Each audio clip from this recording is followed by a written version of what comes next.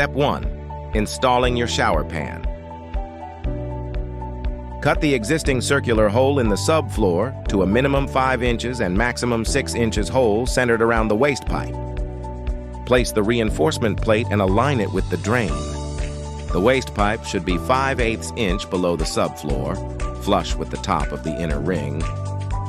Use a drill to attach the plate to the subfloor with 4 1.5 inch coated deck screws. Apply a bead of sealant to the ring on the underside of the compression fitting. Install the compression fitting to the 2-inch waste pipe. Apply a 1/8 inch bead of watertight sealant 1/8 inch away from the inside perimeter of the top double compression fitting, ensuring no sealant is on the black gasket. Clean the area where the pan will be installed. Apply thin-set mortar to the subfloor using a 3/8 inch square-notched trowel. Make sure to back butter the reinforcement plate.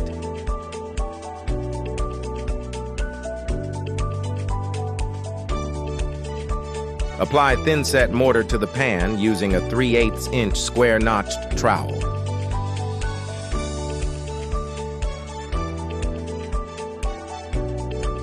Place the shower pan in its intended position, connecting it to the top side of the compression fitting.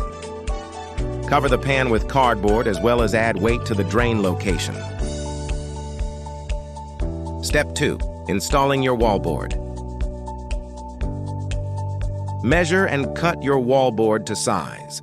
The wallboard can be cut by using a straight edge and a sharp utility knife, scoring and cutting both sides of the board.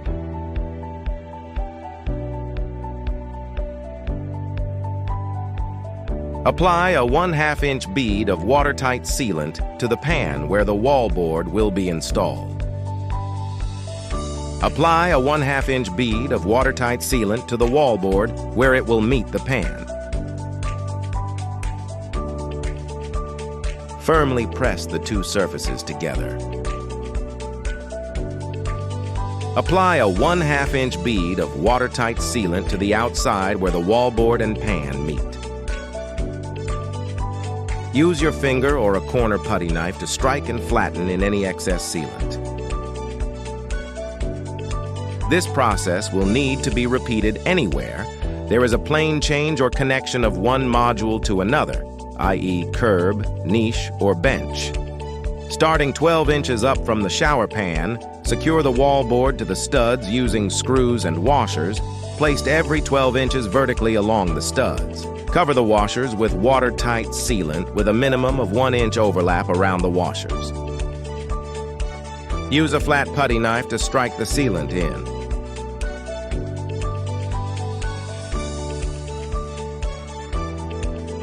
Step 3.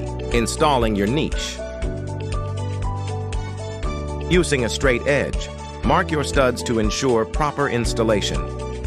Position your niche reverse side facing the wallboard. Use a level to ensure it is level and in the correct position. Trace the perimeter of the niche onto the wallboard.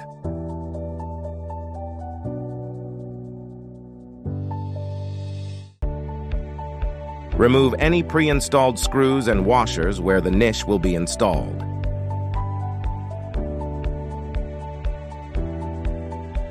Using a utility knife, cut out the marked area.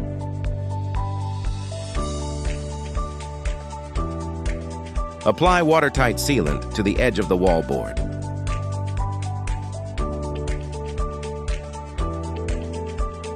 Apply watertight sealant to all edges of the niche.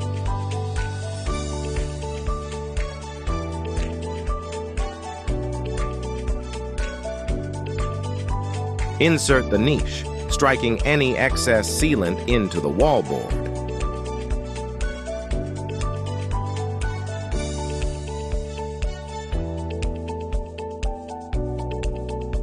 Secure the niche to the wall with screws and washers every 8 inches.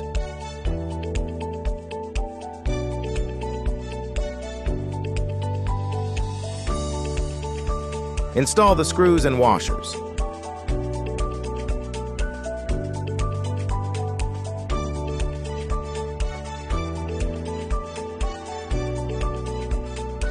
Apply watertight sealant where the wallboard and niche meet, as well as on all washers. Use a flat putty knife to press the sealant into the wallboard and niche. Ensure that there is a 1-inch overlap of sealant on each side of the seam. If installing the shelf, apply sealant to all sides touching the niche. Place the shelf in the desired location and press it into the niche.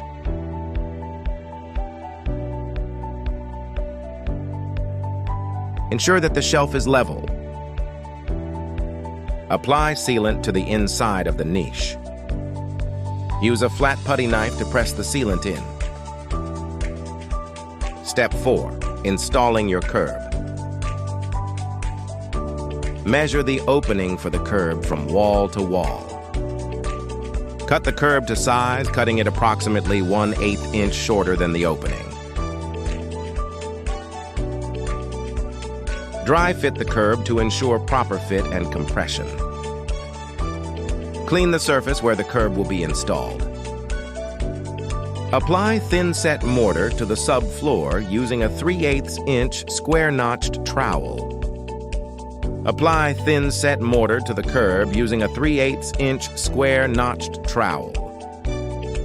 Apply watertight sealant to all connections where the curb meets the walls and shower pan. Apply sealant to the face and both sides of the curb that meets the pan. Press the curb to the pan to ensure full compression of the sealant. Make sure the curb is level along the long run, but sloped into the shower. Apply sealant to the connections and use your finger or corner putty knife to create a seal. Step 5. Waterproofing your shower. After all your wallboard is installed, apply sealant to the inside corners where the wallboard meets the shower pan. Use a flat putty knife to spread the sealant out. Press the preformed inside corners into the sealant. Repeat this with all corners. Next, apply sealant to the pan and wallboard where the waterproof seam tape will be placed. Use a flat putty knife to spread the sealant out. Apply the watertight seam tape, ensuring a minimum 2-inch overlap to seal all joints fully. Use a flat putty knife to press the tape into the sealant. Apply a bead of sealant along the top and bottom edges of the seam tape. Use a flat putty knife, ensuring the edges of the tape are sealed. Repeat this process on all sides. Cut your outside corner to fit correctly over the inside corner and your curb. Apply sealant to the wallboard and the curb.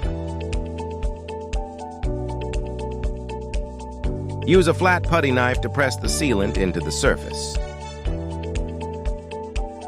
Install the outside corner, pressing it into the sealant with a flat putty knife. Repeat this step on the other outside corner.